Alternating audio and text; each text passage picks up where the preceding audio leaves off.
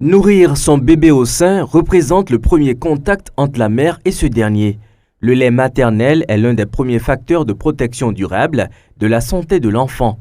En plus de le nourrir, il développe l'affectivité et les relations étroites entre sa mère et lui. C'est pourquoi des organisations internationales en charge des questions sanitaires comme l'OMS et l'UNICEF recommandent que la mère nourrisse exclusivement son bébé avec le lait maternel durant les 6 premiers mois qui suivent l'accouchement. Un geste naturel qui est traditionnellement fait par la mère qui accouche. Et d'ailleurs, une fois que la dame accouche, il y a une montée laiteuse. Donc, ça vous dit que c'est un phénomène naturel qui est la suite donc, de la grossesse. Et c'est d'ailleurs incongru de voir une mère qui n'allaite pas son enfant, en tout cas sous nos tropiques dans nos régions. Parfois, certaines patientes qui sont atteintes de VIH choisissent entre l'allaitement maternel et l'allaitement artificiel. Alors, l'allaitement maternel doit être exclusif dans ce cas, ou l'allaitement artificiel. Et la femme peut choisir donc de ne pas allaiter son enfant, et dans ce cas, c'est un peu mal vu.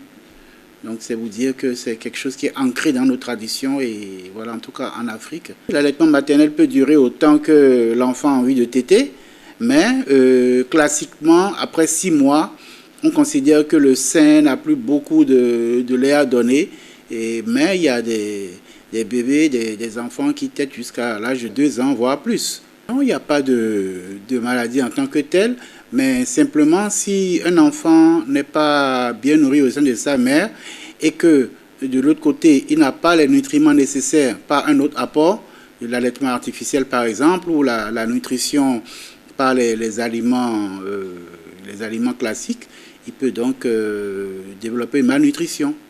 L'allaitement est sans risque et participe à la croissance du nouveau-né. En effet, le lait qui se trouve dans les mamelles contient des nutriments exceptionnels, incomparables au lait artificiel, dont les qualités sont irremplaçables et les bienfaits uniques.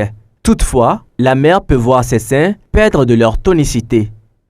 Il n'y a pas de risque du moment où il y a une supplémentation derrière qui vient, soit artificielle, soit d'une autre manière.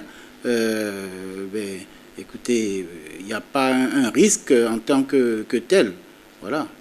Mais les conséquences sur l'enfant, si l'enfant, comme j'ai dit, n'a pas une supplémentation nutritionnelle qui vient en appoint, ça peut lui être préjudiciable, effectivement.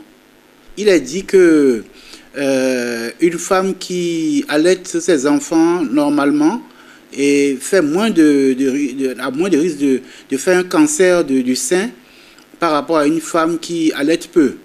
Donc c'est dit, c'est prouvé par des études.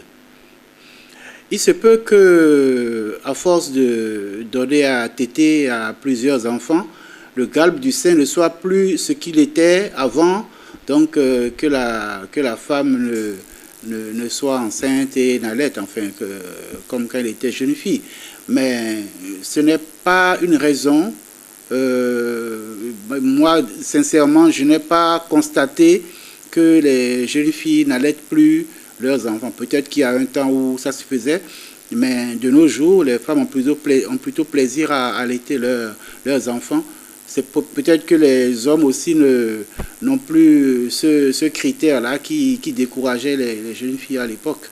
Et qu'ils comprennent que c'est dans leur intérêt que leur enfant soit allaité et que ça lui apporte beaucoup de nutriments, ça le rend plus intelligent, ça le rend plus vif. Et voilà, la nature a fait les choses de telle manière que le lait maternel contient tous les nutriments que l'enfant dont l'enfant peut avoir besoin pour sa saine croissance. Par ailleurs, l'allaitement est une méthode de contraception non négligeable. À cet effet, le spécialiste préconise un soin particulier. Oui, parce que il y a une méthode de contraception qu'on appelle la MAMA, méthode d'allaitement maternel et d'aménorrhée. Donc, la femme qui accouche, quand elle donne à téter à son enfant tous les jours et surtout la nuit, n'a pas d'ovulation, donc ne tombera pas enceinte. Voilà, donc c'est aussi une méthode de contraception qui existe, qui s'appelle la MAMA. Et donc en fait, c'est parce que la prolactine, donc l'hormone qui bloque l'ovulation, est surtout sécrétée la nuit. Et donc, avec la succion du mamelon, il y a le taux de prolactine qui s'élève. Et donc, par conséquent, si la femme a des rapports sexuels, même dans cette période, elle ne va pas tomber enceinte à la période de l'allaitement, elle ne tombera pas enceinte. Mais c'est vrai que ce n'est pas une méthode qui est sûre à 100%. De toute façon, il n'y a pas de méthode contraceptive sûre à 100%. Mais on a remarqué quand même que dans la plupart des cas, c'est une méthode de protection contre une autre grossesse. Alors, moi je recommande aux jeunes dames, avant de donner à téter, de prendre un coton, de le mouiller avec de l'eau et d'essuyer le mamelon avant la tétée. Et après la tétée également, de prendre le soin de l'essuyer ou de mettre des coussinets d'allaitement. Ça évite donc que du lait se coagule sur le bout des seins et crée des crevasses qui vont les gêner dans l'allaitement.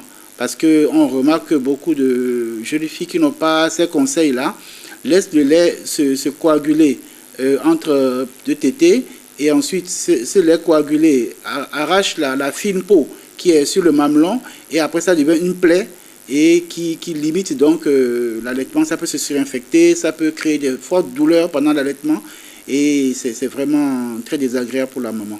Le message est on ne peut plus clair. Les bienfaits du lait maternel, ni son importance d'ailleurs, ne sont plus à démontrer. Exhorter les jeunes et les futures mamans à ne pas occulter cette pratique devient de nos jours crucial afin de garantir la sécurité sanitaire du nourrisson et de la maman elle-même.